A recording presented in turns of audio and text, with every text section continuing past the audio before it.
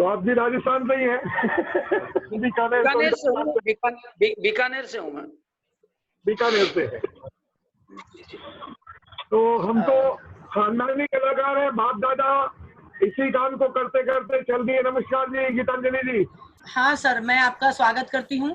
और जो आज हमारा सब्जेक्ट है कठपुतली का संसार, ये भी एक अछूता है, क्योंकि इसको जो पढ़ता है, समझता है, देखता है, वही लोग जान पाते हैं।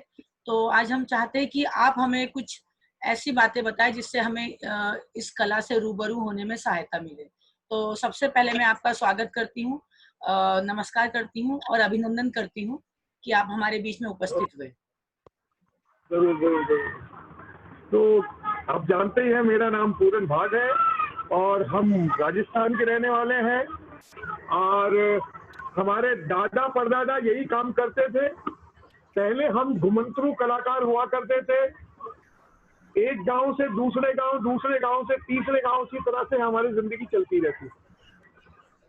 और जो जिंदगी चलती थी बहुत अच्छी चलती थी, क्योंकि पहले लोग बात इन आर्ट को, जितने भी हमारे फोक आर्ट है, सबको पसंद करती थी और बाकायदा इज्जत देती थी, इज्जत से बुलाते थे अपने घरों में, गलियों में, मोहल्लों में, अपने महलों में, और वहां हमसे शो करवाते थे। कोई कीमत नहीं होती थी, जिसका दिल चाहे जितना वो दे दिया करता था, उसी में खुश होते थे। कलाकारों को तो अपनी कला दिखाने में मजा आता था और जनता को कला देखने में मजा आता था। तो ये परंपरा हमारी सदियों से चली आई है। मेरे दादा परदादा सारे यही काम करते थे।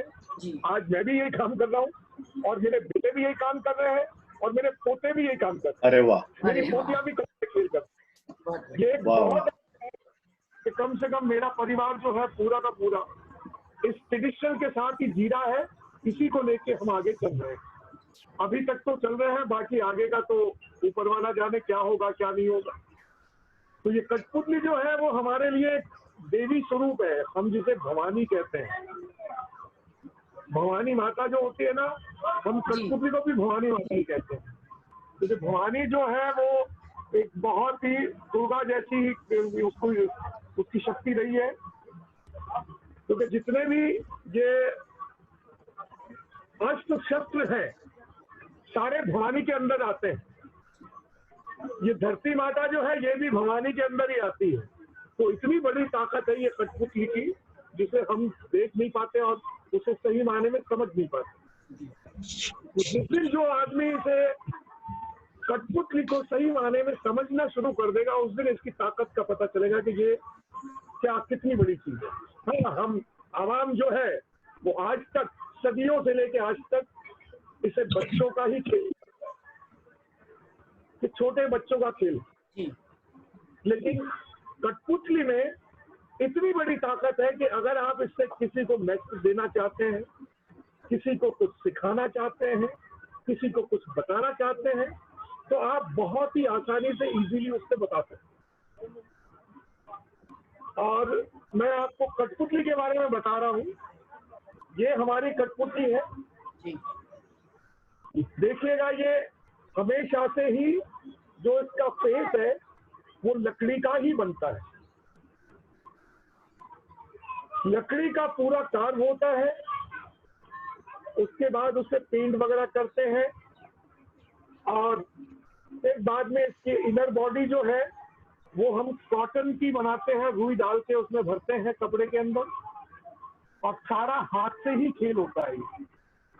हाथ से ही बनाया जाता है, इसमें कोई मशीनी काम नहीं होता है, सब हाथ से सिलाई होती है, सारा कुछ होता है। और एक पपेट को, सही पपेट जो चलने वाली पपेट है, उसे एक पपेट को बनाने में कम से कम 7 दिन तो लगते ही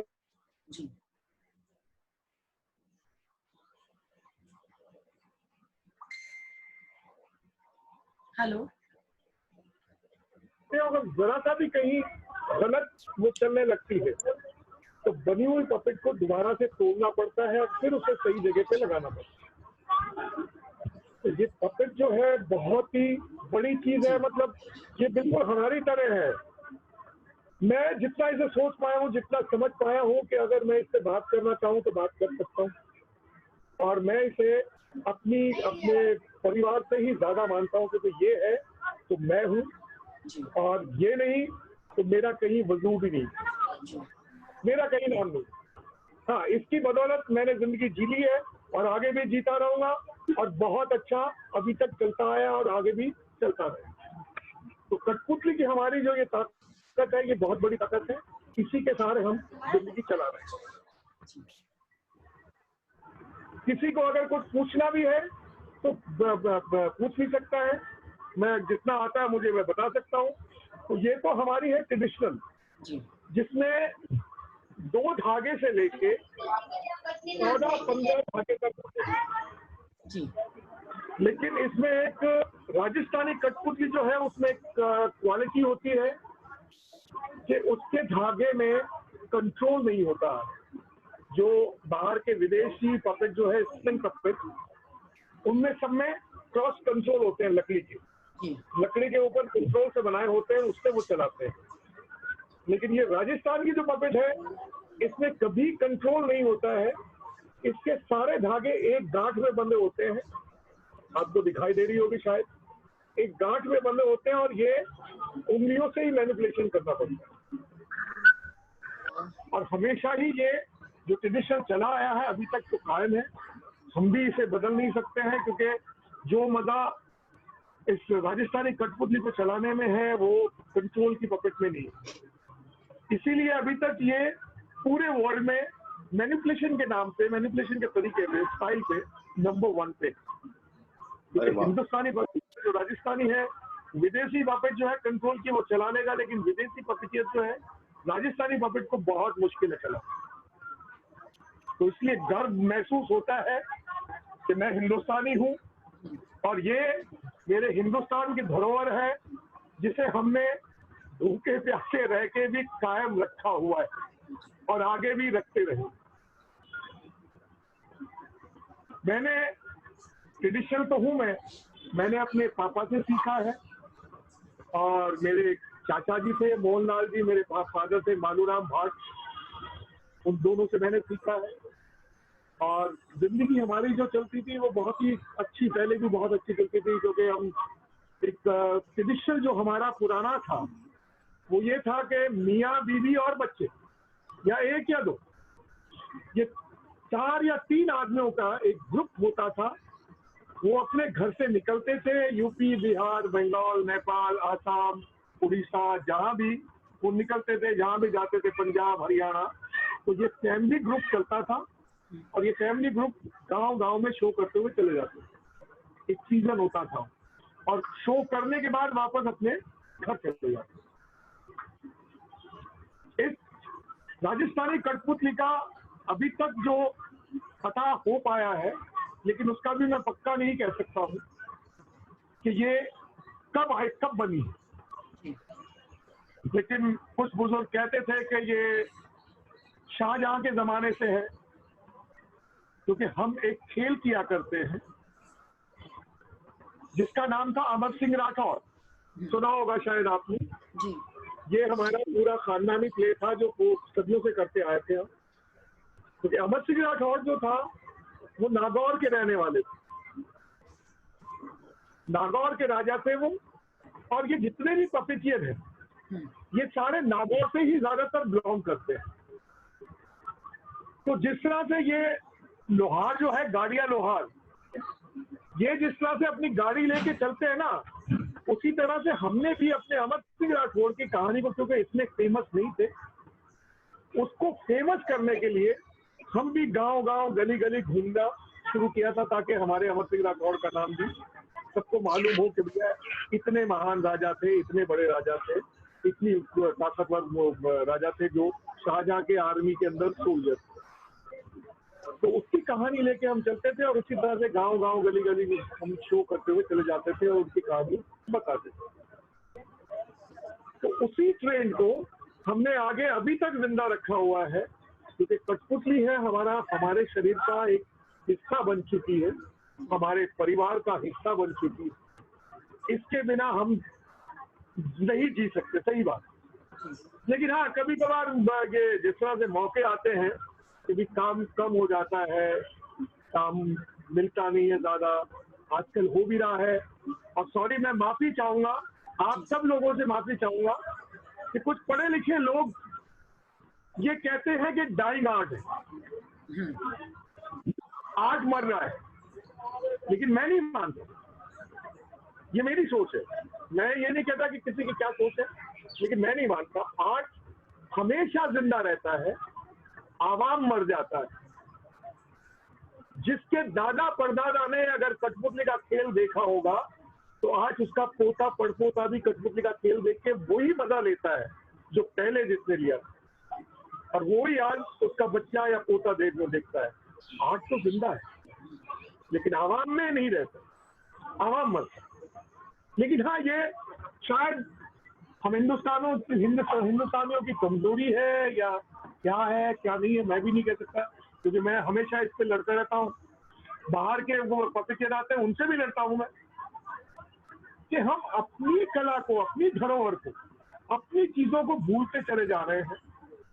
उनको इतनी ताकत नहीं दे पा रहे हैं कि नहीं, हम इसके लिए एक जगह बनाए, इसके लिए एक आवाम खड़ा करे, इसके लिए जनता बताए, ताकि ये आगे से आगे हमें याद रहे और हमारे सदियों तक, खुद तक याद रहे, हमारे बच्चों तक भी याद रहे कि ये हमारे हिंदुस्तान की धरोहर है और ये हमेशा जिंदा है और जिंदा रही। ये हम ही भूल जाते हैं, क्योंकि आजकल बच्चे जब स्कूल कॉलेज पढ़ना शुरू करते हैं तो कभी कभार जब कॉलेज स्कूल में जाता हूँ तो उन्हें ये भी मालूम नहीं होता कि कठपुतली किस चीज से बनती है। कभी कभार पुतली को टच करके देखते हैं कि इसमें कोई मटेरियल तो नहीं है, कोई मशीन तो नहीं है, इसमें ये चल कैसे रही है, क्योंकि उनके बच्चों की प्रॉब्लम नहीं है। ये प्रॉब्लम है पेरेंट्स से नहीं बता पाते कि हमारे हिंदुस्तान में ऐसी ऐसी कलाएं पड़ी है। तो इसलिए प्रॉब्लम यहाँ आर्टिस्ट की नहीं है और आर्ट की नहीं है, कमी नहीं है हमारे हिंदुस्तान में आर्ट की। मैं कह रहा हूँ कि हम हमारी भाषा में कहते हैं कि ईंट उठाओ, पत्थर उठाओ तो उसमें एक कलाकार मिल जाता है, मिट्टी उठाओ तो उसमें से कोई कलाकार मिल जाता है। लेकिन कमी हमारे पूरे आवाम की सोच में और समझ में है। आज भी एक बहुत इजी सा शब्द है कि अगर कोई वेस्टर्न सिंगर गिटार लेके अगर सड़क के ऊपर गाने लगेगा तो पूरी दिल्ली इकट्ठी हो जाएगी। लेकिन अगर किसी क्लासिकल सिंगर को बाकायदा थिएटर हायर करके आप उसमें दिखाएंगे तो बड़े बड़े लोग जो है वो पहले तो पास मांगेंगे देखने के लिए, और फिर उसके बाद टीआरपी के लिए अंदर आर कब वापस चले गए कुछ पता नहीं। तो ये कमियां सिर्फ हमारी सोच में है, बाकी किसी में नहीं। तो ये है हमारी पपेट की ताकत और धरोहर। ये पपेट ही नहीं है, एक चीज नहीं है कि ये जो माहौल है फोक आर्टिस्टों का, उसमें सारी चीजें आती है, डांस है, थिएटर है, ड्रामा है, नौटंकी है, ये सारी वहीं से निकलती है। और एक पपेट तो ऐसी चीज है सर जी कि ये जितने भी हमारे हिंदुस्तान के गुण हैं, कोई भी कला उठा ले, कुछ भी उठा ले, वो सारा इस पपेट में मिलेगा, इस कठपुतली में मिलेगा सारा का सारा। चाहे आप पेंटिंग ले लें, स्कूल कॉलेज में सेक्शन होते हैं सारे के सारे अलग, म्यूजिक सेक्शन अलग है, स्कल्पचर सेक्शन अलग है, पेंटिंग सेक्शन अलग है, डांस सेक्शन अलग है। अरे एक कठपुतली सेक्शन खोल के देख लो, सारे सेक्शन एक ही में आ जाएंगे। क्योंकि इसके लिए डांस भी करना पड़ता है, बॉडी बैलेंस भी करना पड़ता है, राइटर भी आपको बनना पड़ता है, एक्टर भी आपको बनना पड़ता है, वॉइस मेलोडी भी आपको करनी पड़ती है, म्यूजिक भी आपको करना पड़ता है, लाइट भी करनी पड़ती है, कैमरा भी करना पड़ता है, साउंड भी देखना पड़ता है, और आपको स्ट्रक्चर भी करना पड़ता है, जो मतलब कि शुरू 0 से लेके 100 तक, 1000 तक जाता है, सारे आर्ट इसमें इंक्लूड हो जाते हैं। लेकिन आज तक किसी स्कूल कॉलेज में पपेट सेक्शन नहीं बना। ये पता नहीं हमारी कमजोरी है या हमारी सोच नहीं है या हम इसे समझ नहीं पा रहे हैं या क्यों, ये भी मेरे को समझ नहीं आया। कोशिश मेरी भी होती है, मैं भी हमेशा ये सोचता हूँ कि यार अगर एक पपेट का स्कूल खुल जाए, कहीं भी एक सेंटर खुल जाए दिल्ली के अंदर या कहीं और कहीं, तो कम से कम इस धरोहर को और मजबूती मिलेगी और ताकत मिलेगी। क्योंकि हर इंसान, जैसे हम एक्टर बनने के लिए तो थिएटर ज्वाइन कर लेते हैं कि भाई एक्टर बनना, क्योंकि वहां फेम है, नाम है, पैसा है। लेकिन इसमें क्यों नहीं, इसमें भी है। अगर आप करना चाहें तो मेरी जिंदगी बीत गई, मैं आज +60 हो गया हूँ, लेकिन मैं आज तक इसी के साथ जी रहा हूँ। मैंने भी फिल्म भी की है, थिएटर भी किया है, टीवी सीरियल्स भी किए हैं, सिंगिंग भी की है, डांस भी किया है, लेकिन सब कुछ छोड़ के वापस दोबारा पपेट्री में आना पड़ा मेरे को, क्योंकि ये जितना मेरे को सुकून देती है उतना थिएटर और एक्टिंग और डांस और म्यूजिक ये नहीं देती। सॉरी, माफी चाहूंगा अगर मैं कुछ गलत बोल रहा हूँ उसको। जी नहीं, बिल्कुल बिल्कुल आप ठीक कह रहे हैं। तो हमारा पपेट है। हाँ जी बोलिए। हाँ, मैंने कहा आप बिल्कुल। हाँ सर, मैं ये पूछना चाहूंगी कि आप नया पात्र जब गढ़ते हैं, यदि कठपुतली जो आपकी ट्रेडिशनल चली आ रही है, इसके अतिरिक्त आपको लगता है कि एक समय के अनुसार एक नया पात्र गढ़ना चाहिए, तो उसके पीछे आपकी सोच क्या रहती है और उस पात्र को गढ़ने के लिए आपकी प्रक्रिया क्या रहती है? कोई भी लिहाज देखिए, पुराना हो चाहे नया हो, कैरेक्टर सब अपने अपने ही खूबी में रहते हैं। हमारे जो नॉर्मली 4-5 पपेटी है वो मैं बता रहा हूँ कि डांसर है तो डांसर ही है, मैजिशियन है तो मैजिशियन ही बनेगा, स्नेक चार्मर है तो स्नेक चार्मर ही बनेगा। उनकी सोच, उनकी समझ, उनका लुक, उनकी चलने की क्षमता, उनका मैनिपुलेशन करने का तरीका ही सबका अलग होता है। ये पीछे आप देख रहे हैं, एक स्नेक चार्मर है, एक मैजिशियन है, इनके बनने में और इसके बनने में बहुत अंतर है, और हर चीज में है। ज्वाइंट में भी अंतर, उसके ज्वाइंट अलग है, इनके ज्वाइंट अलग है, ये अलग चीज से बने और वो अलग चीज से बने। तो जब भी नया कैरेक्टर जो बनता है तो उस कैरेक्टर को ही पहले पूरा घोल के पीना पड़ता है कि भाई मैं इसे बनाने जा रहा हूँ, तो ये कैरेक्टर गुस्से वाला है या हंसने वाला है या खूबसूरत है या कोई शैतान है या कोई राक्षस है, तो सारी चीजें दिमाग में सोचनी पड़ती है, सब जाके उसके ऊपर काम करना पड़ता है। और ये हिंदुस्तान की बहुत बड़ी ताकत है कि हमें ड्रॉ करने की जरूरत नहीं पड़ती। ड्राइंग करते हैं हम किसी चीज से बनाने से पहले कि भाई हमने स्केच बना लिया है, इसके बाद उसे बनाएंगे, वो टाइम वेस्ट करने की हमारी आदत नहीं है। हम सीधा लकड़ी उठाते हैं और उसपे कार्य करना शुरू करते हैं, लेकिन सोच हमारी वो होती है कि हमें कौन सा पपेट बनाना है, कौन सा बनाना। और उसमें उसका बनाने से पहले उसकी चलने की जो क्षमता है, चलने की जो कर्तव्य दिखाने का जो काम है, उस पर ज्यादा जोर देना पड़ता है हमें कि भाई ये आदमी ऐसा ऐसा काम करेगा, तो इसके लिए हमें कैसे कैसे जॉइंट बनाने, कहाँ वेट ज्यादा डालना है, कहाँ वेट कम डालना है, कहाँ हल्का करना है, कहाँ भारी करना है, कौन सा तार, ये जैसे हम सितार वगैरह के तार भी ट्यून में रखते हैं ना, उसी तरह से इसमें रखने पड़ते हैं। कौन सा तार हमें ज्यादा टाइट बांधना है, कौन सा लूज रखना है, कौन सा अलग रखना है, तो ये सारे उसी तरह से जैसे तानपुरा हो या चारंगी या जो भी है, अगर उसके सुर बांधने होते तो हमें तार में एक साउंड मिलता है और उस साउंड को चेक करते हैं, उसी तरह से हम भी इन्हीं में एक साउंड चेक करते हैं, जिससे कि हमें उसकी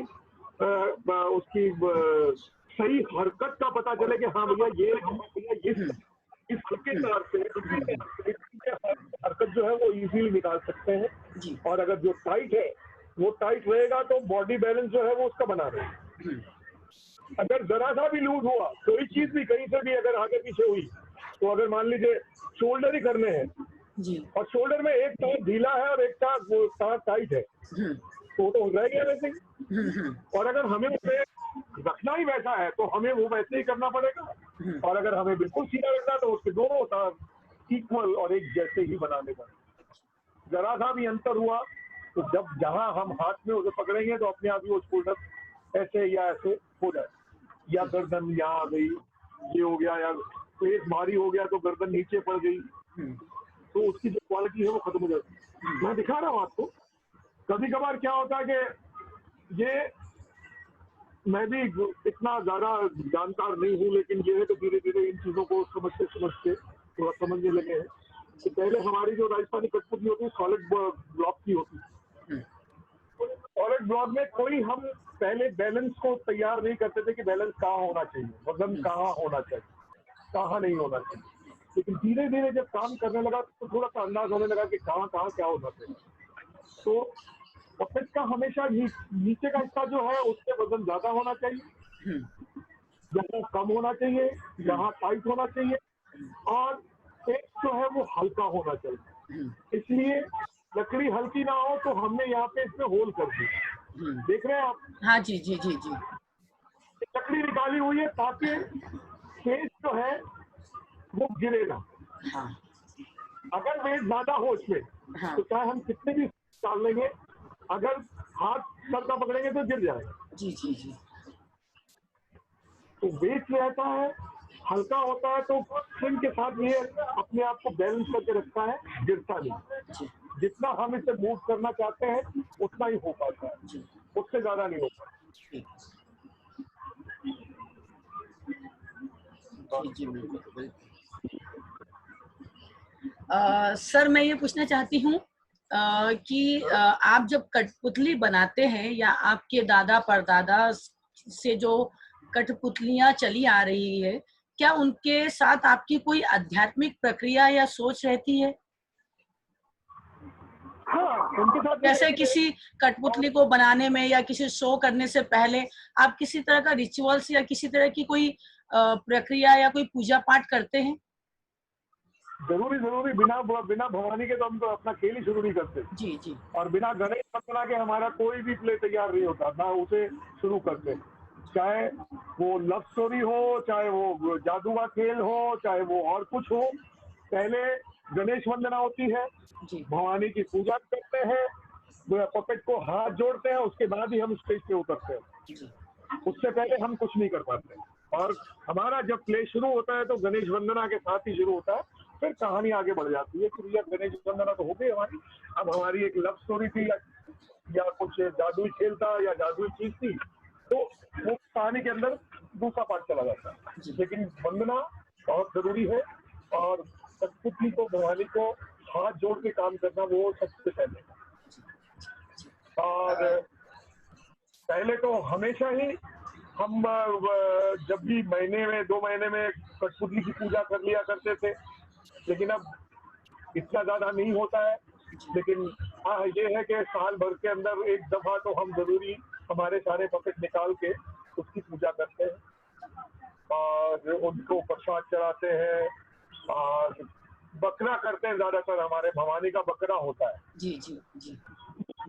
तो बकरा चढ़ाना पड़ता है भवानी को, तब जाके हम पूरी तरह से अपने पपेट को सबको शुद्ध करते हैं और उसके बाद आगे का काम करते हैं। जी। तो ये बाप दादाओं से रीत चली आती है। अच्छा। और सर, पपेट जब खत्म हो जाता है, हाँ, चलने लायक नहीं रहता है या कीड़े लग जाते हैं या कुछ हो जाता है, हाँ, तो उसे फेंकते नहीं है हमारे चलाने वाले पपेट को। उसे बाकायदा जैसे हम दफनाते हैं ना, जी जी, उस तरह से या तो मिट्टी में डालो या गंगा जी में। पूरन जी, ये नहीं कि मतलब कीड़े लग गए या मिट्टी लग गई है तो ठीक है जी, पुराना हो गया, बच्चों को दे दो या डाल दो कहीं। जी जी बिल्कुल, आपने बहुत सही बात बोली, वही मैं पूछना चाह रही थी। और किरण मैम कुछ कह रहे हैं आपसे। आप जो म्यूजिकल इंस्ट्रूमेंट यूज करते हैं अपने पपेट शो के दौरान, उनके बारे में बताइए। हमारा जो ट्रेडिशनल म्यूजिक है, पहले जो दादा परदादा करते थे वो तो सिर्फ एक ढोलक होती थी और एक पूजा की थाली होती थी जो कि पत्नी ढोलक बजाती थी, गाना गाती थी और कहानी कहती थी। और पति जो होता था वो पपेट चलाता था और पीछे एक हमारा स्पेशल इंस्ट्रूमेंट होता था, इसे बोली कहते हैं। और दूसरी बोली ये बोली होती है और इस बोली को, ये बांस की 2 खपच्चियां हैं, देख रहे होंगे आप शायद। जी बिल्कुल बिल्कुल, बचपन में बजाई है बांस की, और बीच में इसके ये फुटबॉल में जो ब्लडर होता है ना, रेड वाला प्लास्टिक, हाँ, उसका एक शेप काट के लगाया जाता है जी और ये मुंह में रख के ही बोली जाती है। अभी मेरा ये बोली दूसरी लेने गया हूँ, इसका रबड़ टूटा हुआ है, दे दो, थैंक यू। ये जी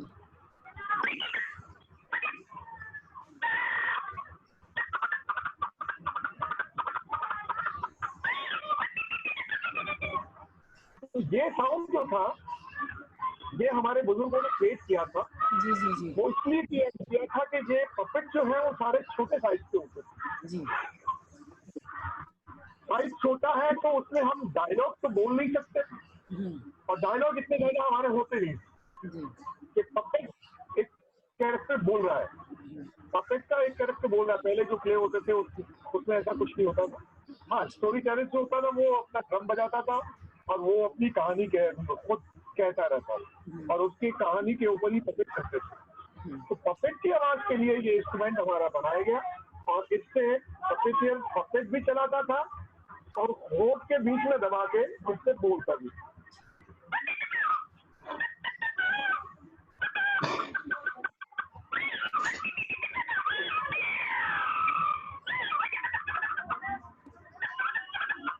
टेम्पो देने के लिए डांस के अंदर साउंड जरूरी है। जी जी और कुछ डिमॉन्स्ट्रेट कीजिए ना, कुछ डिमॉन्स्ट्रेट करके नहीं दिखा सकते?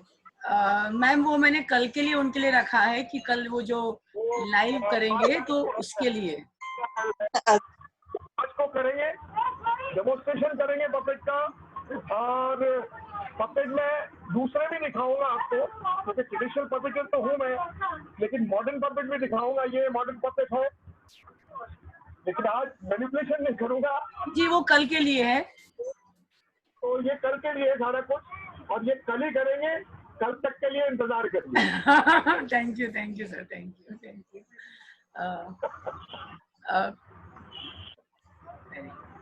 और कुछ कोई बोलिए। पूछना चाहते तो बताएं। क्योंकि हमारा ये सत्र 6 मिनट बाद खत्म होगा, तो यदि ये बात यहीं खत्म होती है तो हम इसे यहीं सत्र को हम एंड करें, अदरवाइज फिर सेकंड वाला नहीं तो ज्वाइन करेंगे। बोलिए, आप जो भी पूछना चाहते हैं। ओम सर आपकी आवाज नहीं आ रही, 2 मिनट रुकिए। आवाज बिल्कुल नहीं आ हाँ रही। सर बोले। मैं ये कह रहा था कि जैसे इसमें आमतौर पर जो पौराणिक कथाएं, अमर सिंह राठौड़ या हड्डी रानी जैसे जो कहानियां होती थी, तो इस सब्जेक्ट में क्या कुछ बदलाव लाए हैं अभी आप नए तरीके से, या कोई व्यंग करती हुई कोई बातें अगर काफी चेंजेस आया है। क्योंकि देखिए, ये शायद मैं अपनी बात ही अपनी बड़ाई खुद कर रहा हूँ मैं, क्योंकि मैं ट्रेडिशनल पपेटर हूँ तो मैंने कंटेम्पररी पपेट भी सीखा है। मैं श्रीराम पपेट सेंटर में था, वहाँ पे दादी के साथ, दादी सर की जो पपेटियर है उनसे मैंने कंटेम्पररी सीखा था। और उसके बाद जब मैंने शो शुरू किए मेरे अपने पपेट के, तो अभी एक बहुत पहले प्ले बनाया था ढोला मारू, हमारे राजस्थान की फोक टेल है, ट्रायंगल लव स्टोरी है। ढोला मारू जब मैंने बनाया तो उसमें मैंने थोड़ा सा मॉडर्न वे जो है वो उसमें डाल दिया मैं। क्योंकि पहले हमारा जो शो होता था, जो सेट आप देख रहे हैं जो जिस तरह से लगा है, तो ये क्या होता था कि एक ब्लैक कर्टन पीछे होता था और एक ब्लैक कर्टन ऊपर होता था। सिर्फ पपेट जो होते थे वो बीच में चलते थे, पपेटियर नहीं दिखाई देता था उसमें। और ढोला मारू जब मैंने स्टार्ट किया तो उसके लिए मैंने सोचा, क्योंकि मैंने थिएटर भी किया है, फिल्म भी की, किस तरह को इन चीजों को सबको देख के मैं यार दादी से भी सीखा, मगर कुछ नया करना चाहिए। क्योंकि हमारे ट्रेडिशनल पपेट में कभी भी इमोशन नहीं दिखाया हमने, मतलब रोना धोना हंसना डायलॉग बाजी ये नहीं दिखाया कभी। हमारे सारे पपेट थे वो एंटरटेनमेंट पपेट थे।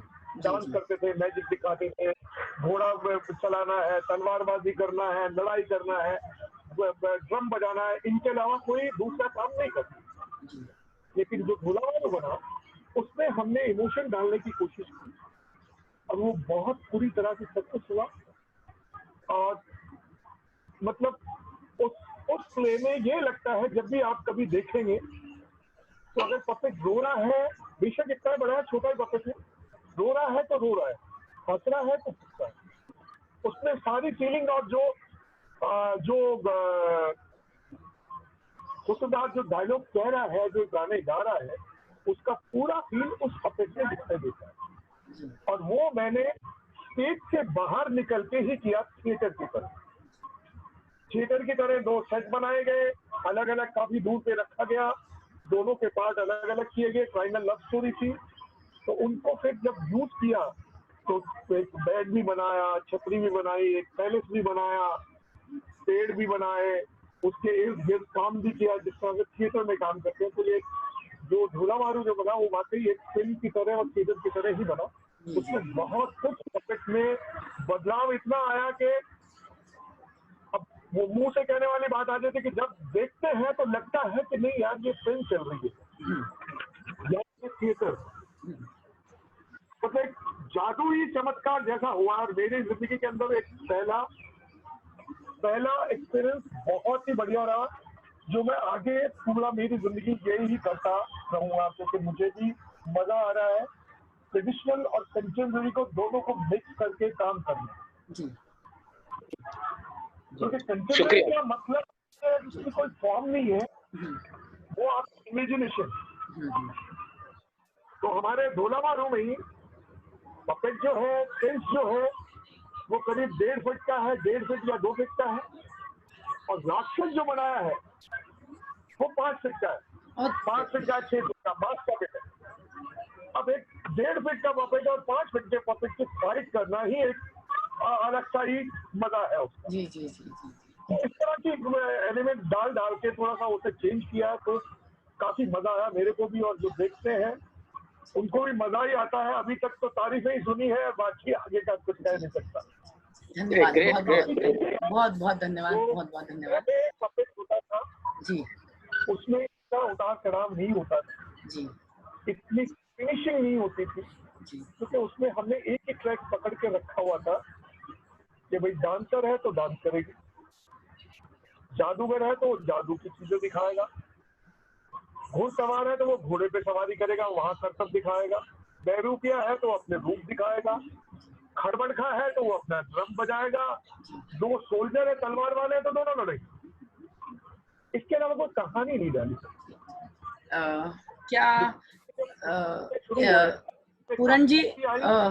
पूरन जी हमें इसके बाद एक और सत्र करना है क्या सर? आप लोग सब बताएं, उस हिसाब से मैं करूँ, क्योंकि लास्ट मिनट चल रहा है ये। देख लीजिए जैसा आप कहे। शो दिखा दे, छोटा सा शो कल दिखाने के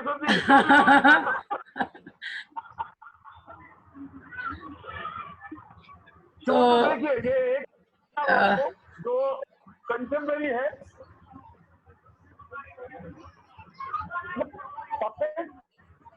कुछ भी हो, कुछ भी नहीं है, ना आंख है, ना नाक है, ना मुंह है, कुछ भी नहीं है, एक विजुअल सा बना हुआ है जी।